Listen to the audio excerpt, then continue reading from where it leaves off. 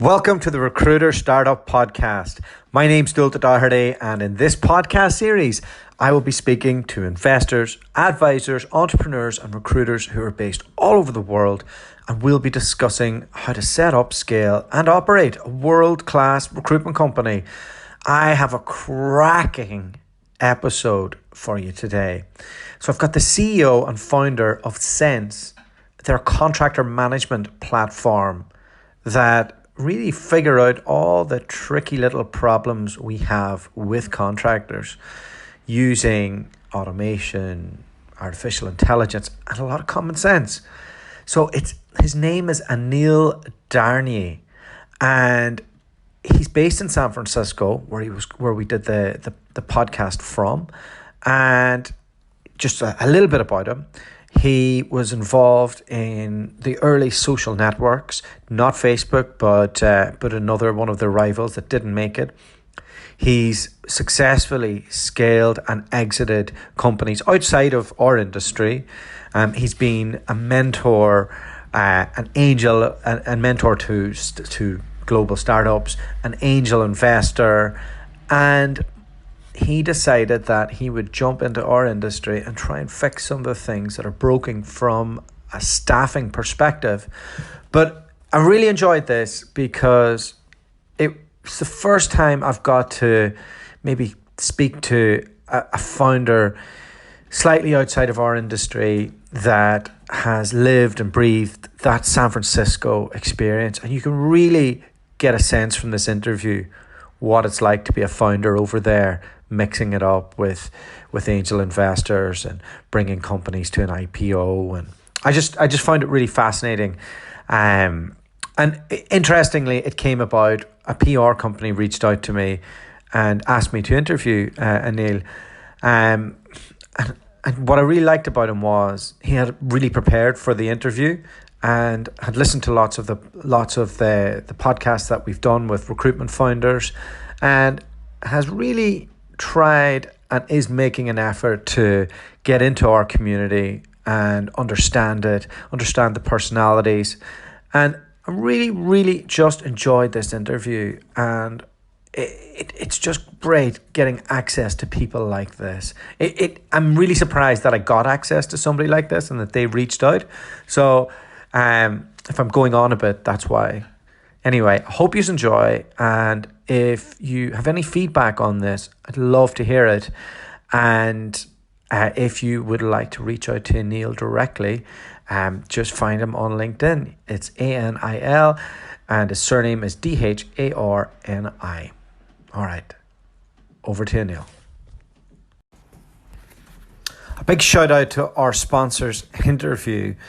I'm really grateful for the partnership that we have with Interview and for them letting me use their product in recompense for giving the odd shout out on the podcast here. I get a lot of value out of their product so far. As I'm speaking, I'm doing a lot of videos on their intro product, which means that I can send a video to my first LinkedIn connections. They can watch the video and then I'll know who's watched it. And I'm trying to do a video for every scenario so my team can automate as much of the process as possible and get me calls with the best people out there that I need from a client and a candidate perspective. So I'm really enjoying this collaboration and I can't recommend it enough.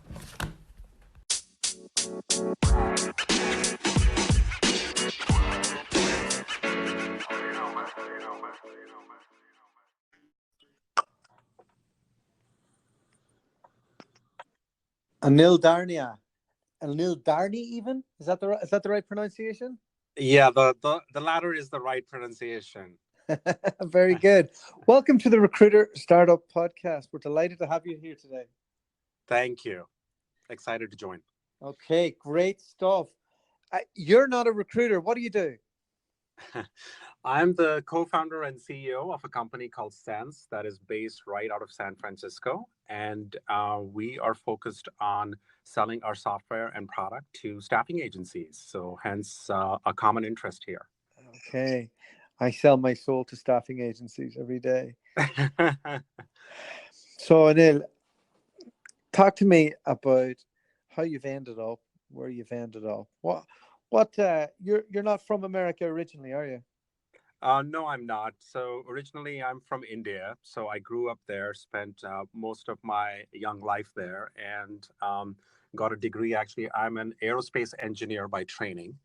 And I came here to do my master's in aerospace engineering to the US. And what ended up happening was I was spending most of my time basically coding and developing software. And I realized that, well, that's a really good space to be in, as you probably know from your recruiting industry experience. IT is where all the action is, and I decided to jump ship. And it was late 1990s in the U.S. Silicon Valley was booming. It was the good old, the first wave of internet. And I joined a really exciting company. It was called Ariba. They were in the enterprise software space. One of the pioneers of actually the enterprise software space. Later on, Ariba ended up selling to SAP for about $4.5 billion. But I was there mostly as an engineer, and what I realized was that I wanted to spend more time, and I found it more exciting to be working on products and designing new products. And with that in mind, I also wanted to move more into the business side of things. That's what I felt really passionate about, like solving real problems for customers. What age were you at this stage? I was in my early 20s.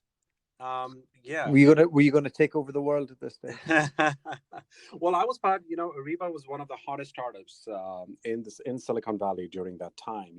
Our market cap was close to, at its peak, was about $35 billion. Wow. And then, of course, the downturn hit, and everything vanished in about a year's time. From $35 billion, we went down to 400 million. That was the dot-com crash, That wasn't was it? the dot-com crash, exactly. And, at our peak, we were about 3,000 employees. We went down to about 500, 600 employees. But that's also the time when I decided to change tracks and move out of engineering and more into business and product side. So I thought that was a great time to take a break. I went to business school. I ended up going to MIT, and learned some craft in terms of how to run, how to think about business models, how to think about frameworks, how to think about just product strategy. And then based on that, moved back to Silicon Valley, because that's where I always wanted to be, always wanted to come back. And ran product for actually during its time, the second largest social network back in the day. So at that time, what was that? Yeah, at that time it used to be MySpace was the number one social network, and the number two was a company called High Five, based right out of San Francisco. You might never have heard of it. We were actually the number one Spanish-speaking social network. No way. Yeah. Back then, did you know it was going to take over the world? No. So Facebook was actually, at that time, Facebook was number three, and only in colleges. So people were still unsure whether it would actually be able to successfully break out of the colleges, right? So would they be able to make a crossover? We had about 60 million users. MySpace had about 120 million users. Facebook was still in the 30, 40 million users. So I'm really dating myself, but that's how the ecosystem was back in the day, or social networking was back in the day. Talk to me about the intensity of working in startups in San Francisco. It's not for normal people, is it? Actually, I would say if you were to compare this to other industries, and I know you're from the UK and you're pretty used to like what happens in London or, probably in New York. So if you're from banking and financial sector, it's no different. I would say even the lifestyle might be a little bit easier. So what's really amazing about Silicon Valley is actually it's very, very open. People are very generous with their time. People are ready to help. People are ready to open their networks. People are constantly discovering and discussing new things and new ideas, new startups that got funded. So it's a little bit one-dimensional, but at the same time, it's super exciting if you really understand technology, if you're interested in technology, if you're interested in new product. So I would say like Silicon Valley is probably one, for me, I'm obviously very biased. It's the best place in the world that I could ever live in. Yeah. Well, what part of the city do you live in? So I live very close to San Francisco. So about 20 minutes south of San Francisco. Oh, very nice. Yeah. I've spent a couple of summers over there when I was younger. It truly is one of the most beautiful cities in the world. Yes, and I would recommend everyone to at least visit it once, even if you're not technology biased. But yeah, so Well, after spending a couple of years at High Five, I led the product team, built out the product. But unfortunately, we kind of saw the writing on the wall. The second year was pretty brutal for us as Facebook came in and basically just took over the world, right? and at that time, Yeah. were you thinking maybe I should join this company called Facebook? That's a good question. Unfortunately, at that time, I was still young and still very much like they are my mortal enemies. And I was. It doesn't matter what it's worth. I Oh man. still want to take them down, right? So unfortunately, things went the opposite way. But even though things go south, new opportunities come your way. That's the way of Silicon Valley. That's why this is the place where if you're at the right spot, if you have the right skills, you will get the right opportunity. So what ended up happening was, as these social networks, Facebook launched a platform. With the platform, people started building apps. Silicon Valley was full of these app developers, young kids building, two kids in a garage building these apps on Facebook, overnight getting tens of millions of users. They were like the stories of our times. And obviously, no one knew what the business model was at that time, but it was just traction. How many millions of users can you get, and how fast can you get them? So it was kind of the Yeah. wild, wild west days. But we also basically. Do you feel that's changed now, Anil? It has changed. I would say, yeah, I would say like it has changed. People do still talk a lot about, businesses that are actually delivering impact now, having real value. What are the unit economics? I mean, I will say even sometimes on the edge, you will still find some companies getting crazily funded that make no sense. And sometimes they are the ones that stay on top of our minds. But most of the companies that are getting funded today actually are very well thought through, have great leaders, have great investors, and the unit economics and business economics does make sense.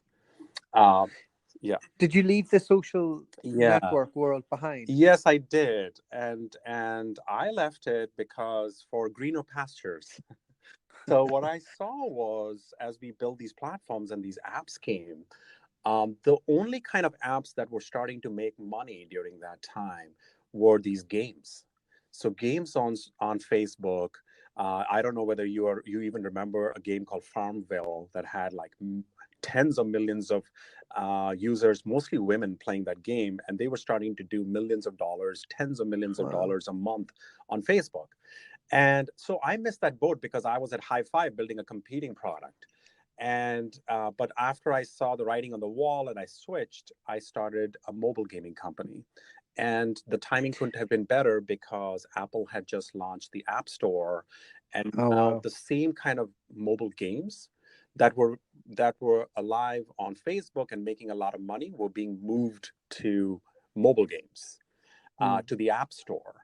And so with a few What folks, year are we in at this stage? this is around 2009, 2008, 2009, and that's when I started a company called Funzio, with about. Did you know that mobile was going to take over everything then? We were convinced, having gone through that social network wars and seen how the social platform became a big deal and successful apps were built on top of it. We saw that the next platform was going to be mobile with the launch of iPhone. And the companies, and from history, if you look at what happened in Facebook, it were the early people that moved in that were the early winners. So the people who come in later find it much more hard to actually acquire users. It becomes more and more expensive. It's really hard to start new companies. So it's always being sort of the timing in the platforms when new platforms arise is really critical. So how do you time it? Maybe there's some parallels in the recruiting industry. I don't know. Like I'm not sure like how easy it is to build Well, like an IT we staffing. drive up we definitely drive up your prices Yeah, exactly. after a while. You can be sure that I would have got a hefty increase on your salary if you had a jump ship from High Five to Facebook. That's right. And That's right. And also, like, one thing I think about is like, how hard is it to build an IT staffing company today if you were to start from ground zero at scale? Not like making 50 placements a year, but trying to make 5,000 placements a year, right? So I think as the industry matures, it becomes super hard. that would be hard to do from ground zero. Um, Yeah. the only way you could probably do it is to be dealing with people at the top of the food chain who would like. So you would just, this is just me thinking out Yeah. loud.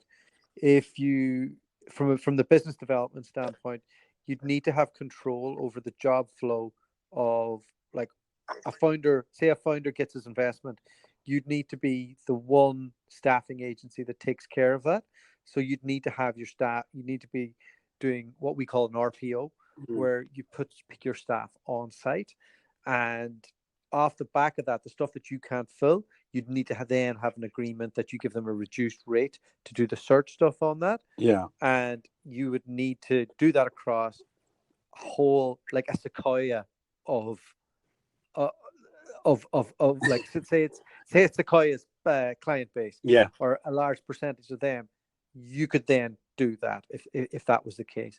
On the back end, from a sourcing perspective, you would then have to staff that cleverly through a variety of different remote teams of people doing different jobs, but with enough client facing people on site to make it happen. But it would be a complex enough structure. Yeah. Yeah. And that's why like the timing really matters. And if you see the rise of a new platform comes in, the players that get in as fast as possible to the new platform are typically end up being the winners. And that's what ended up happening with us. So there were four of us that started the company called Funzio back in 2009. We jumped After the recession, how did you get money then?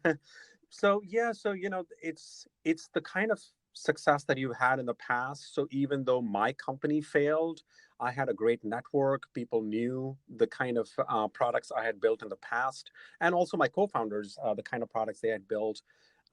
We also had great engineers with us who were ready to jump ship as soon as we closed funding. So with that, we had some investors who backed us pretty early on, and we were able to start. We were on our way to start building new games for the App Store. Yeah, but how did you secure the investment? Like, who was giving out money in 2009? Like, how do you, Yeah. like that? This isn't as easy as you're describing, I'm sure. Yeah. So what tends to happen? I know they're giving it away now, but then it Yeah. must have been different. Yeah, I mean, I do agree. So some of the top firms became pretty conservative. So we didn't go to the top firms. We didn't go to like at that time, what were considered the tier one VCs.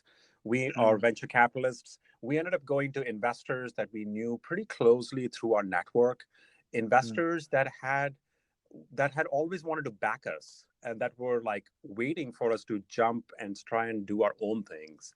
So when that opportunity came, we basically pitched the idea. At that time, it was just like, listen, this new platform has come. We come from social networking background. We've dabbled in games before. Just trust us.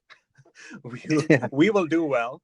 And and yeah, I've done a bit of research before yeah, on Y Combinator, yeah, and they they ask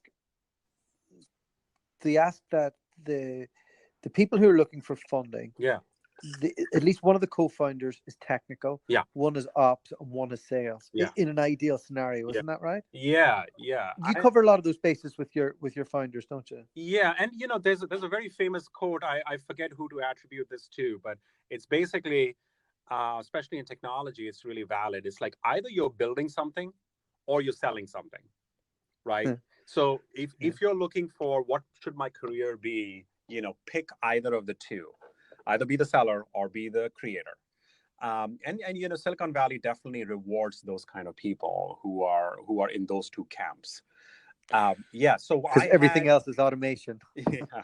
So so I had a co-founder who really understood game design and was an amazing gamer. I had one co-founder who was technologically brilliant, who's my CTO here in my new company also.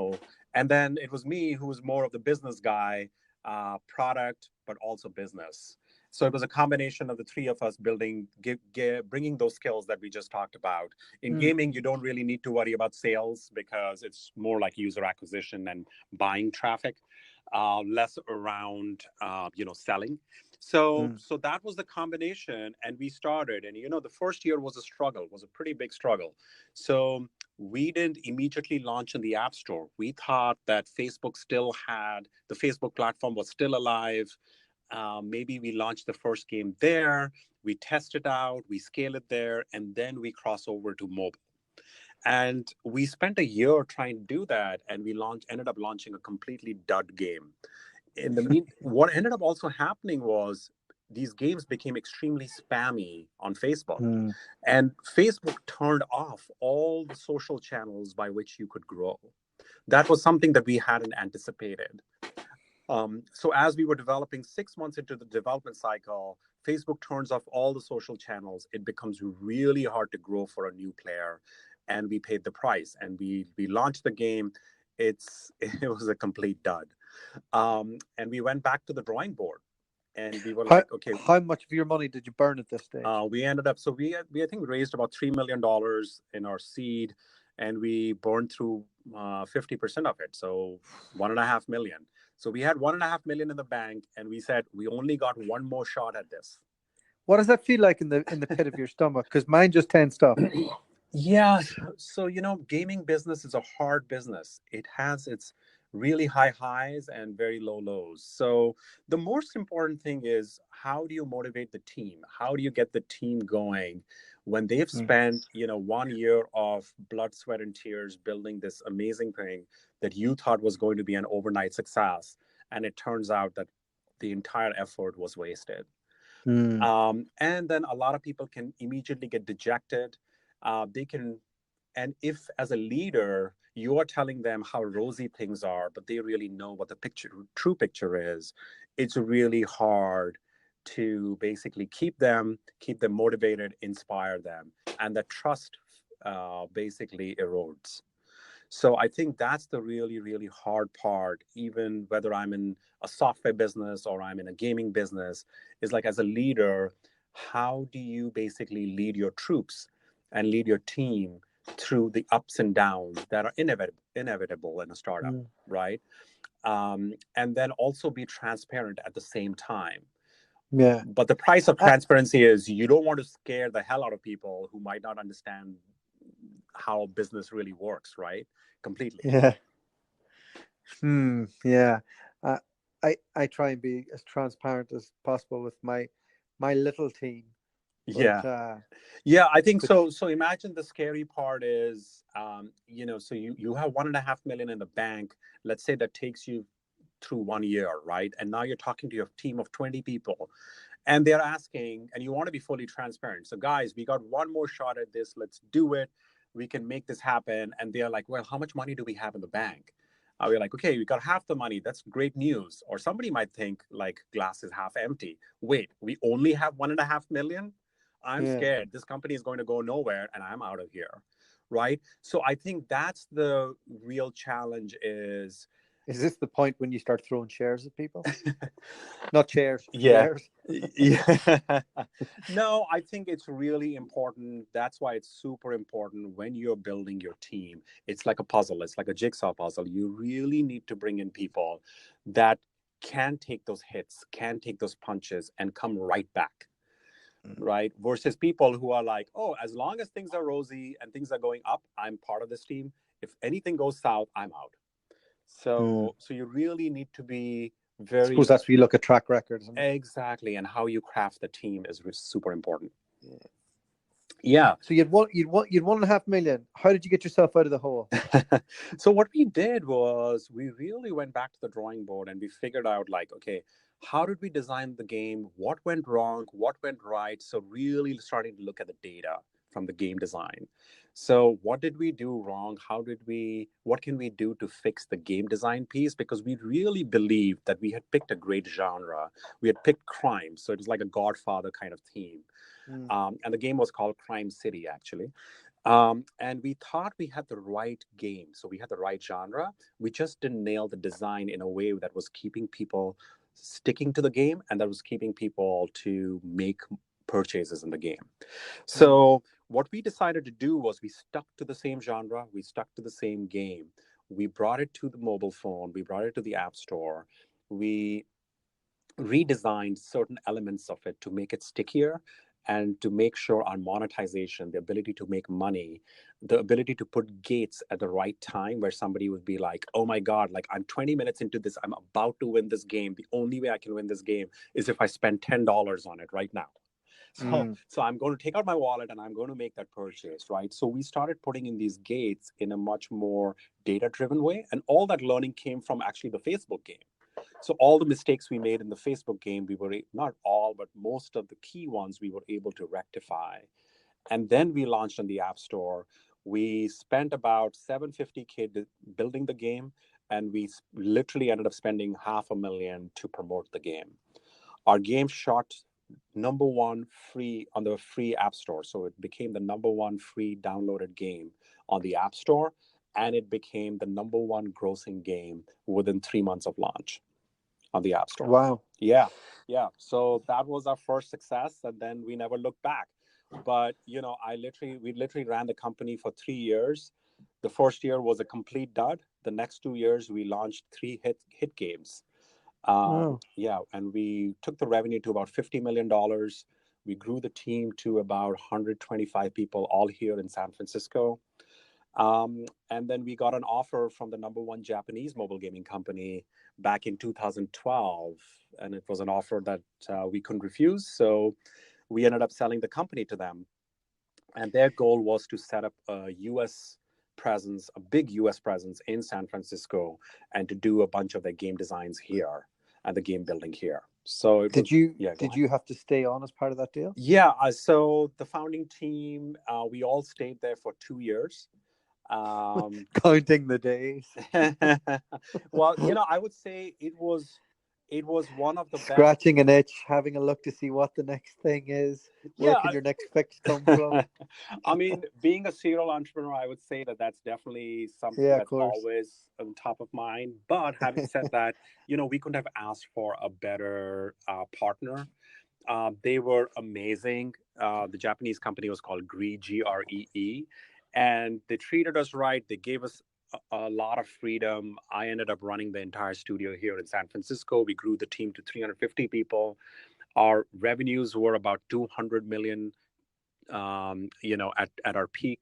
So it was great, actually. And it was quite a successful acquisition. We even had earnouts. So we sold the company for about $210 million, but on top of that, we had a bunch of earnouts.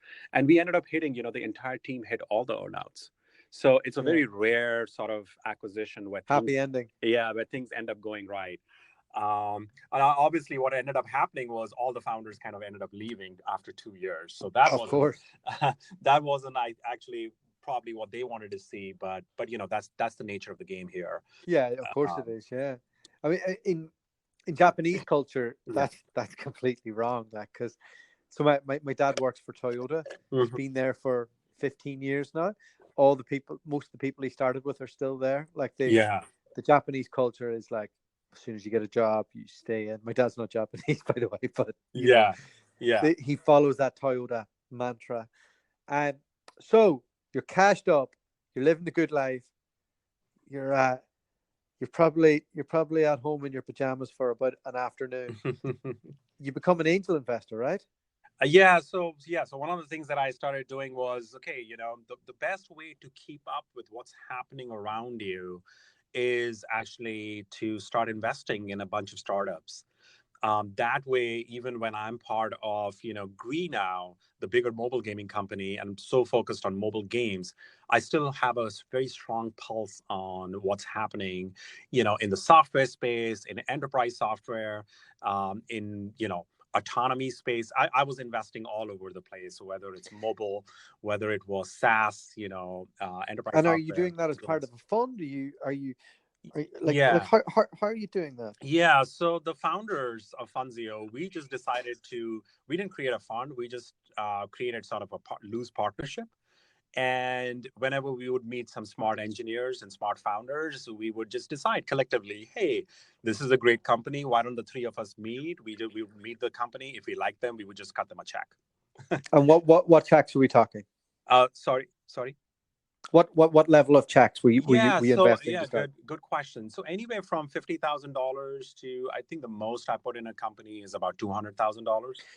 So it's almost like spread betting amongst really smart people. Exactly. And so what was really interesting, so when we started doing mobile games, basically we were building, at the end of the day, they're mobile apps, right? So one of the things, and mobile was still pretty new. Mobile as a platform was still pretty new back in 2009, 2008. Yeah. So what ended up happening is we built a lot of infrastructure and technology by ourselves. But a lot of app developers needed that infrastructure and technology. So as more and more companies, as more startups started building that sort of infrastructure layer for mobile, like mobile analytics, and things like that, I started looking for investments, things that we had already built in-house, who else was building it for the rest of the mobile world? And I started placing bets on those companies. What was your biggest winner? Well, I haven't. So I've exited a bunch of companies, but the biggest winner is still there. And I'm hoping it'll come in the next 2-3 years. Well, one of the things with angel investing is, I think the one joy of it is, so first of all, you got to be super patient. Some of these companies are now taking, a decade to exit, which is great for them because they might actually end up going IPO. These folks might end up going IPO. But it was ideally 8 years before, wasn't it? Yeah, that's right. Yeah. So I think you need to be patient. You need to make enough bets. So you can't be like, oh, I'm an angel investor and I'm going to do 5 companies. So I think the right number is 30 or more than 30. So around 30 is sort of the critical mass where you do need to invest in. I keep meaning to buy Jason Calacanis's book on it. Yeah. Do you listen to his podcast at all? Yeah, I do listen to some of his podcasts. I know he's doing a big event probably somewhere in the Bay Area for angel investing. And the last advice I would give, at least for me, is being a founder. I love networking and meeting other founders. I love meeting the next generation of founders that are coming through. And any way I can give back and I can help them, that's what I want to get out of it. But you love the game too, right? Exactly. Definitely. Yeah. Like cut all the soft stuff. You've scaled companies, you're out of it. Even when you're out of it, you're investing in others. You're obsessed with the pieces on the puzzle, right? Exactly. Yeah. And that's what led you on to setting up your latest company. Yeah. So there's a very famous quote by this guy, Vinod Khosla. Do you know who he is? I don't know. Okay, Vinod Khosla, he's a guy, he's a veteran of Silicon Valley. He runs Khosla Ventures, a really famous Silicon Valley tier 1 VC firm, amazing investments. And he also was the founder of Sun Microsystems back in the day. Oh, I've heard him on This Week in Startups. Yeah, he has extremely strong opinions about lots of stuff. But if your audience gets a chance, do listen to some of his podcasts. He actually has really smart things to say. But he has one line, which I didn't know that he had said this, but this is the line that I live by, and he has articulated it better than I can, so I want to quote it. He basically has said something to the effect, the team you build is the company you build. And after having gone through, this is my third startup and third startup that I've done and my fourth startup, it's all about the team. Have you sort of built and crafted a team that can, as I said, that can deal with the high highs and not get arrogant because the lows are coming, that can also deal with the low lows and can see the jar being half full and really try and get to the next level, is open-minded, is transparent, is constantly learning. So that's what when I sort of thought about what I wanted to do next, was I wanted to do stuff that was around people, focused on people, because after having built these companies, and one of the challenges that I found having built these companies in the past is we spend so much time as the founder, CEO, recruiting people, finding these gems, right? Spending time talking to these people, selling them on a culture, meeting them on a weekend, right? Grabbing dinner to try and close that exec. But then once they sort of join the company, the ball sort of gets dropped. It's like, yeah, now this person is in. I have done my marketing. I've done my Mm. close as a salesperson, and now I move to the next fish, right? So that's the sort of thing that I saw was happening over and over again. So that was one thing that really struck out at me. The number two was sort of it's 2015, 2014, and people are still getting matched in sort of a luck. There's a lot of luck here. So the way it Mm. happens still, like people who don't have that strong networks, the way it happens is a recruiter hits you up on LinkedIn, and you're an engineer who doesn't really have a network, but you're really smart, wicked smart. And this happened at Funzio, by the way. So some of my best engineers came that way. And I talked to them, so how did you end up finding Funzio? And they would tell me, is like, listen, a recruiter hit me up. They shopped me around to 4 companies. I can't deal with more than 4. I'm lazy. I can't be shopping. I can't be like interviewing at 10. 3 or 4 is my limit. I thought Mm. you guys were cool. You guys were doing something cool. I was impressed by the vision and the team, and I decided to join you. And that was it. And this particular engineer walked away with a couple of $1 million in their pocket post the exit. And I'm Mm. thinking to myself, they might as well have gone to a startup that probably went nowhere. Or they could have gone to a startup like WhatsApp, and instead of making a couple of $1 million, they might have made $20 million. Yeah. Who Or knows? Facebook, like you should have went to. Yeah, exactly. So it's this realization that the matchmaking is actually still quite broken, and people are optimizing for whatever they can get at that moment versus, in some ways, where are they the best fit. Mm. And it's a really hard problem. Not that I'm saying that it's easy, but those are the two real inspirations I had for, like, Okay. I really want to do something in the HR space and the recruiting space. All right. So let's jump into that then. I've got questions coming. Yeah, But that's great. what did you figure out, or what did you try and do that would fix that Yeah. issue? And are we talk? Let's break this into the different segments Yeah. that we have, because your product does something for the staffing world, and it does something for companies internally as well. So walk me through it. Yeah, absolutely. So as I was thinking about doing something in the HR space, I came across an old friend of mine from my undergraduate day back in India, and he was running a couple of staffing agencies. And I was telling him, like, listen, I really want to solve this problem of, like, one is this matchmaking problem, and number two is the engagement problem. Companies are spending so much money and so many resources trying to solve for engagement. My employees are not productive. My employees are not engaged. And we always have the stat: only 1 in 3 employee is engaged. The rest are not. This is And by constant survey. engaged, sorry, let's jump into that. What do you mean exactly?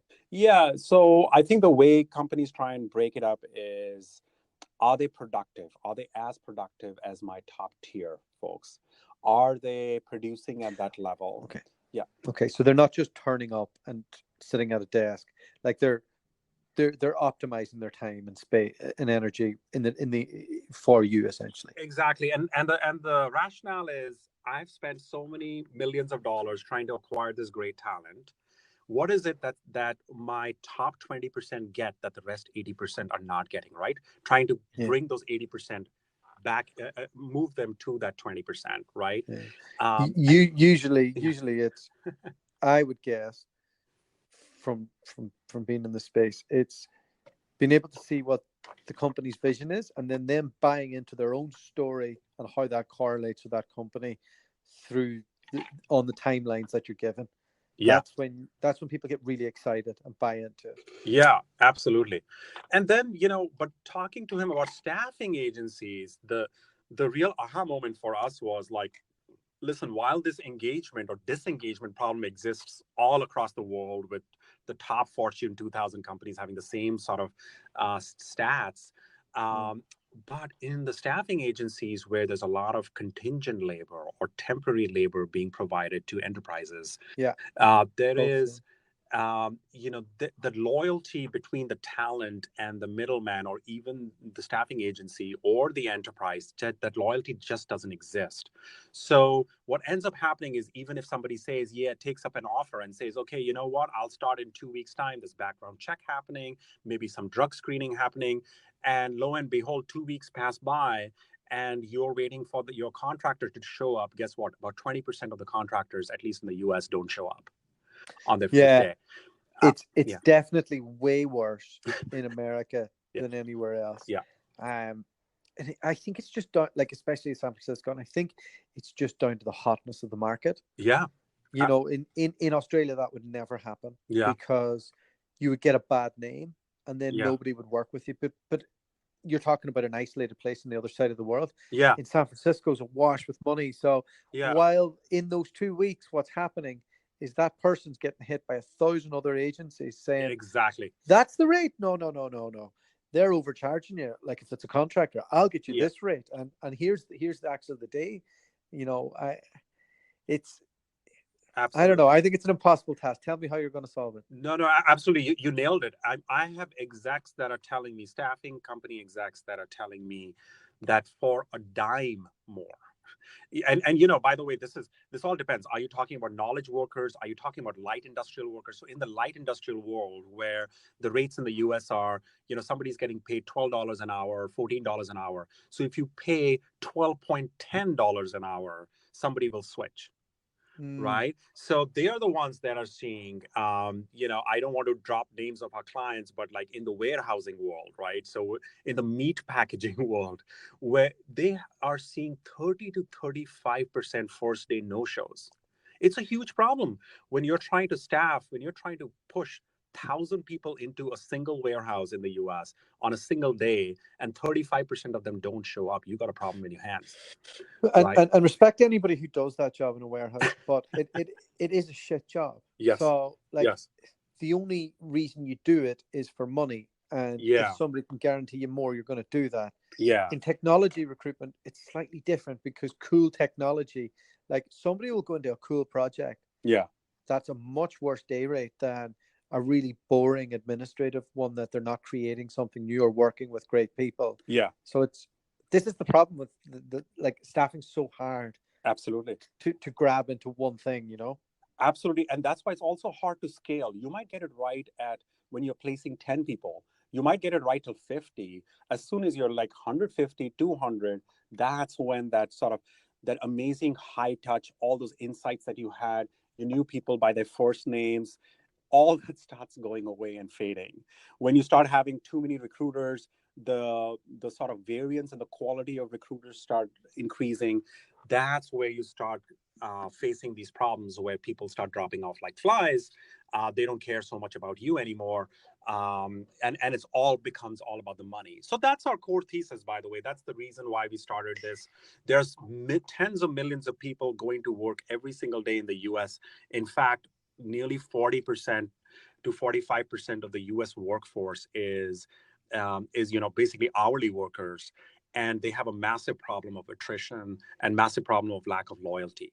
So we set out, then we sat down and said, okay, we understand this problem. We understand the problem of disengagement, no loyalty. How do we sort of build a solution, a technology layer by which our clients, these staffing companies that are struggling today to get a handle on this and have been struggling for a while, how can they get better insights? How can they get ahead of these problems? So I think it's probably quite easy on the labor hire front, because it comes down to money. So you just have to be analytical on what else is out there and put in lots of checks and balances. Am I close on that? Exactly. Yes, you are close on that. But I'll also say another thing about the staffing industry, and you also might have some insights, is extremely focused. One of the things, I came from the outside world, right? So my co-founder is from the staffing world, but obsessed with clients. So client obsession, not so much candidate obsession. So client first always, and candidate second. Even though when you actually get down to, and when I talk to some of these executives from the, the top 10 largest staffing companies in the world, when I talk to them and I ask them, but what is it that you're actually selling? They always tell me is my product is my database. My product are my candidates. And I'm like, okay, if that is what your product is, why are you in a world where you are so client focused first and then candidate focused second? So that's the other transformation that we are trying to, scream and shout from the top of our lungs to these companies and executives. Got to change your mindset. We are not asking you to bring the client focus down. We're asking you to move the candidate focus and even the contractor that's on assignment focus as high as client. Yeah, focus. I mean, look, one of the biggest problems that happens if we're talking about money and contractors is companies don't have standard rates in terms of what they're doing. So in contract recruitment, they might have, like Robert Half are the worst for it. Like they'll absolutely rinse their IT contractors, like for massive margins. But then somebody might come along who knows the market better, an IT contractor, and they may negotiate down from 40% to it being a 20% margin or markup. Right. And then what'll happen is somebody else will come along and they'll be in that, they'll think, oh, well, actually, I can't go up to 40 again. I might go to 30. This isn't Robert Half, this is just in general. So what'll happen is you'll have a bunch of guys with the same skill set, or and they'll all be out for lunch and they'll be discussing what they're paid. And they'll then call the recruiter and say, hey, what's the story? You're charging us all different rates. And because the client's just giving them a ballpark, here's your budget. And what they're doing is rinsing the candidate for that. So there definitely needs to be a flat line transparency on, we make this rate. You're happy with it. The client's happy with it. And everything's the same. Yeah. And that's absolutely correct. And actually, what's happening in the US, especially, let's talk about the knowledge workers. In the knowledge workers space, it is getting so competitive that people are struggling to find these candidates. And even when you find a great candidate, even a temp contractor, even after that contractor leaves your company, let's say they leave Google as a contractor, Google still wants to keep in touch with the contractor because they want to bring them back. Especially if you found a good one. You don't want them to walk away and then have to spend the same amount of money and more resources to try and bring them back 6 months down the line. So that's where the struggle is. Number two, what's happening is when you're talking about squeezing margins, it's today, unfortunately, most companies and most Fortune 500 companies, it's run staffing reports basically ends up reporting not into HR, but into procurement. And procurement's role is all around cost savings. But we are starting to see the world change a little bit, where at least in competitive environments, these suppliers are starting to report into HR and out of procurement, because the hiring managers at Google are screaming and saying, wait, I'm sick of this quality. When will we focus on quality rather than just quantity? Right. And that's the demand that's coming from the hiring managers. And what does your product do to solve all these things? Yeah. So we are a platform that is basically giving staffing agencies the ability to create these long-term and hyper personal connections with the contractors, but at scale. So when you have 5,000 people out in the field in the US, or you have 10,000 people, how do you know who is having a problem today? Who's festering? How do you know who's going to drop off? How do you know who's going to not show up at work? So we help staffing agencies communicate and engage with these hard to recruit candidates and keep their, not just candidates, but also the existing contractors, and keep them productive and happy. What type of things so do you have? What we do, the first thing we do is we automate a lot of processes that in the past have bogged down recruiters, account managers, and sales managers, payrolling, staffing and things like that. Yeah, so like I'll tell you, like here are the aha moments, right? So So we go to a staffing agency. He's like, we can automate so many things through our communication platform. And we communicate via text. We communicate via email. Soon we will start communicating through WhatsApp or Facebook Messenger. It doesn't matter wherever the talent is, right? So I'll give you a very simple example. It's ridiculously easy and simple, but I can't tell you how much it delights some of our agencies. So, you all want to do high touch. You all want to keep it personal. Doing like simple happy birthdays, right? Today, a bunch of staffing companies, there's an EA out there, or there's an assistant out there, and he or she is responsible for wishing people happy birthdays or 1-year anniversaries or whatever the case might be, right? It's all done manually. We come in and we are like, this is very simple. It's just a simple example that I'm giving you. So we can take that over. And the first thing is like, what do you mean you can automate it? You're like, yeah, you can automate it, but yet it's super hyper personalized. It still appears as if it's coming from maybe the recruiter that's attached to that candidate, or it's coming from the account manager that is attached to that that makes sense. person that is, or it can even come from the CEO of the company. We can do your first day check-ins. We can get feedback from the hiring managers. So all these things that were tasks that were not revenue producing in the traditional sense, we are now starting to automate for staffing agencies. What ATS systems do you have integration with? Yeah, we are integrated 10, 12 systems, but in the staffing world, as you can imagine, it's folks like Bullhorn, eRecruit, Job Diva. Those are the exotic systems that are more peculiar to staffing industry and less used in the enterprise world. So we have extremely deep connections with all those ATSs. And if in that ATS you have any data that is refreshed or that is changed. So let's say somebody's status is changed to, I submitted them to Google. As soon as that status is changed within the ATS, we can trigger off messages as a part of these journeys that the staffing agency has built. And so that's the experiential layer. So why do you map out that? the typical journey that a contractor would be on for the 6 months that they're there, and then work back on trigger points? Yes. Absolutely, Walter. And by the way, I do want to leave this for your audience. It's not just for temporary workers. We do it even for folks that you're placing direct and full-time hires too, because even the first 3 months of them being at work is super important for you. You don't want to lose them. You want to check in at the right time. You want to check in with the hiring manager. You want to basically lay out this amazing red carpet experiential layer for them that tells them, and they're like, wait a minute, I've never had such a high touch experience with a staffing company. My recruiter is really on top of the stuff. They really care about me, and they're rolling out this great red carpet for me. And they might be paying me $5 less an hour, but these are the people that I trust. These are the people that I want to find my next gig through. And so that's the ultimate goal. And okay, I get that from a keeping in touch perspective, and it makes sense. And I like the way it's automated. I have virtual assistants doing that for me right now. That it would be, it would be nice to know that you just click a button and it's done. How can you make them more engaged at work?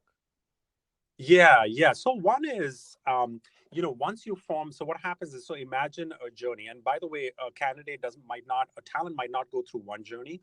They might be part of like 6 different journeys. So what do I mean by that? So imagine an experiential journey, which is, I'm interviewing right now with this firm. So you're part of that journey. As soon as, let's say, you get an offer, you move into an offer stage journey. So now we'll trigger different kinds of events. Now, let's say you start on the first day. When you start on the first day, now you become part of the on-assignment journey. So you're on an assignment. How do we keep in touch with you? So that's sort of an important thing to understand, that you could be part of multiple journeys. And as you traverse your life cycle through a staffing company, you keep switching journeys. Then what we do is we give you insights. So to the staffing company, okay, I have 10,000 people out in the field. Tell me, who are my problem children today? So we use machine learning and AI to now figure out like who, through sentiment analysis, we can say, okay, so who is happy at work? Who is disengaged at work? We could even look at sort of their responses. How can you tell that? And Yeah, so we do a lot of analysis around, we send them this kind of message. Did they open it? How long did it take for them to open it? When did they typically open their messages? Did they click on the link? How long did they spend reading that message? Then it can be, we ask them a simple pulse question. So how was your first day at work on a scale of 1 to 5, with 1 being horrible and 5 being amazing? Yeah. So now if they give you 1 and then they Developers write, hate my desk, recruiters, though. Their pulse must yeah. be like, they must be like, oh, this is.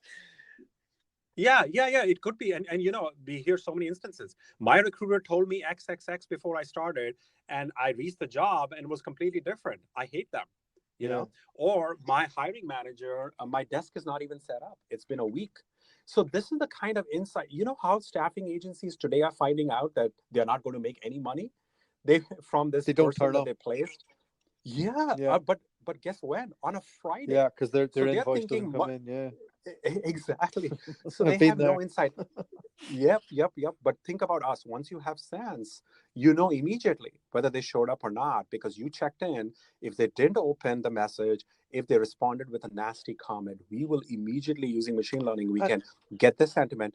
We can flag that person. and does it So that's does it how. integrate Yeah. with the sentiment of the hiring manager as well? Yes, it can, but do also there's some tricks there, right? So as you can imagine, in the U.S., and I don't really know exactly how it is in U.K. So in direct hiring, you are allowed to contact the hiring manager, right? But in the temp staffing world, sometimes when you go through VMS or MSPs, these middlemen, you are not allowed to reach out to the hiring manager.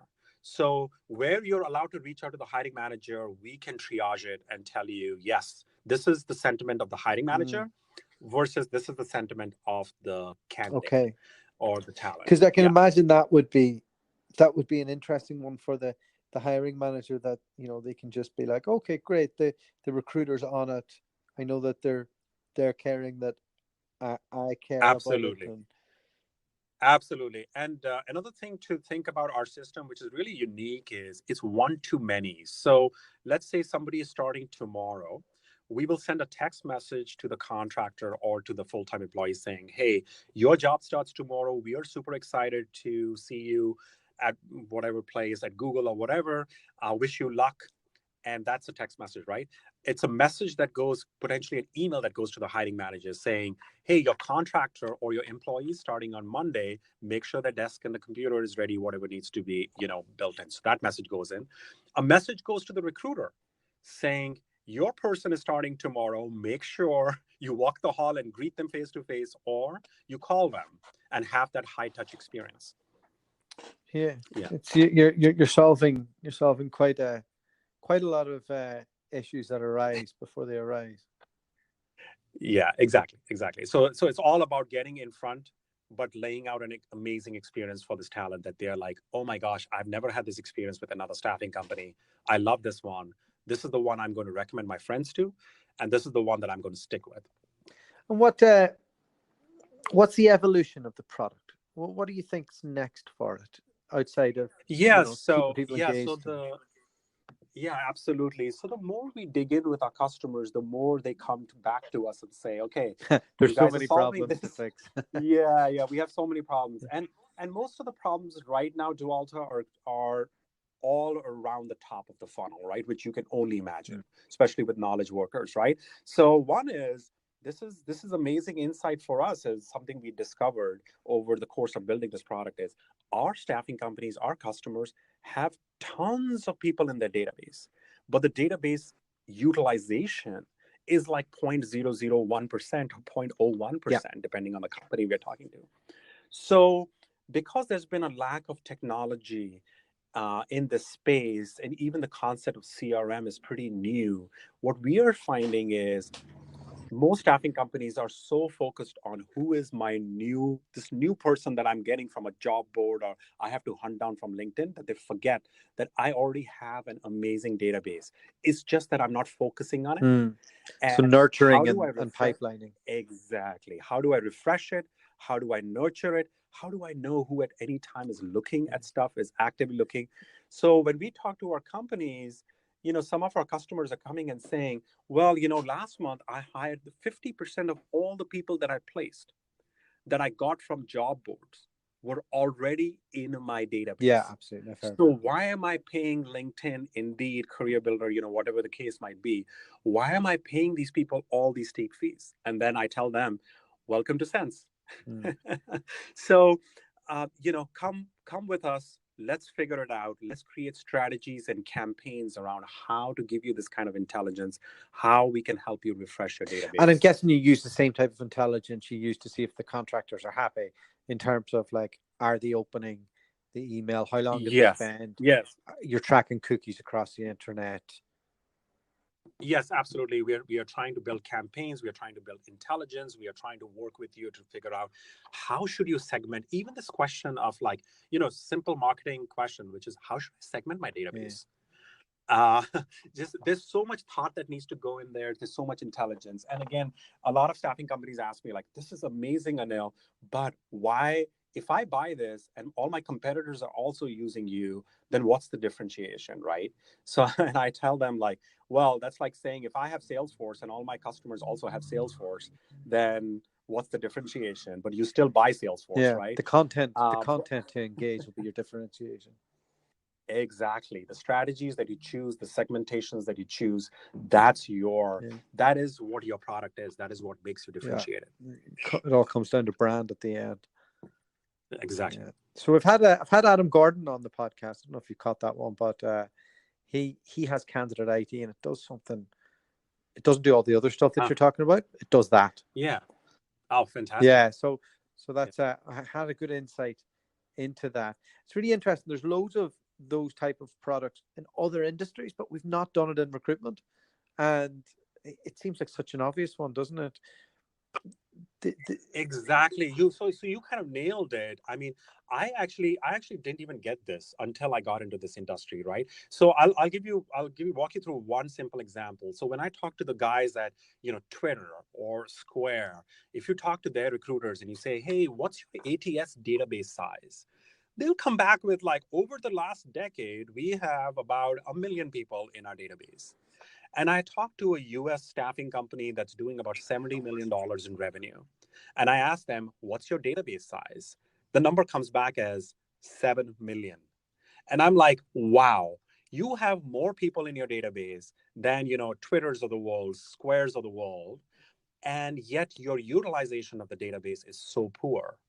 And why haven't more people grok this opportunity, and then B, why aren't more people building solutions to attack it? Because we're always focused on the short win in recruitment, and not on the long play. And it's ingrained into, we need it right now, and it's ingrained into sales. Yes. Yeah, isn't it? Yes, absolutely. And we see that. But I'll tell you, the good news is this, we talk to so many executives, they get it.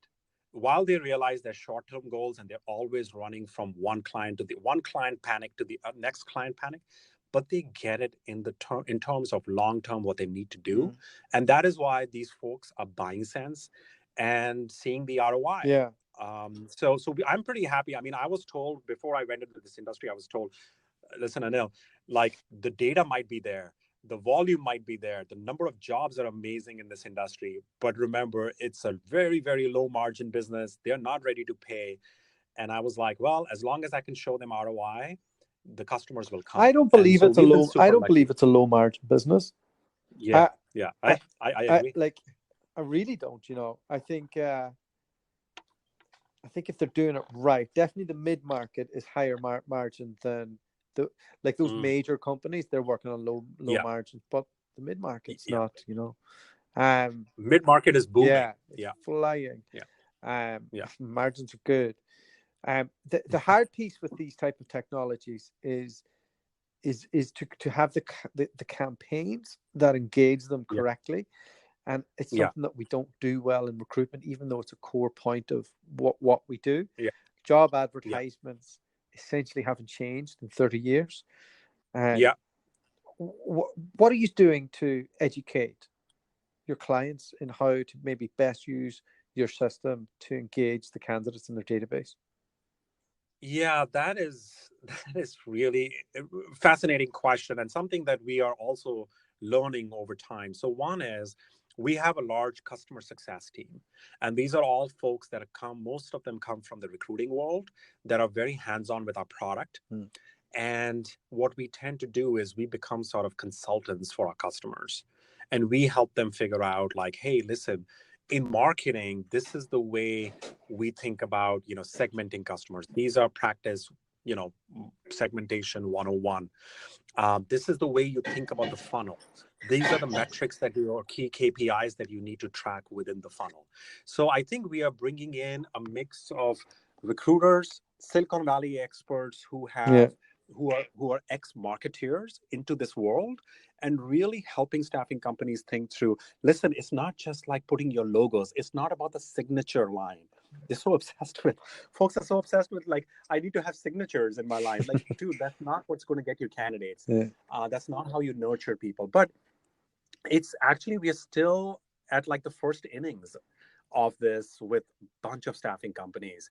But I can tell you there's so much low-hanging fruit that even the basic stuff that you do can start reaping rewards very quickly. Yeah, absolutely. So we have this one company that we are working with, and sorry, I can't share. Okay. But within a week of launching something that's as simple as availability campaigns, just going through your database and figuring out who's available when.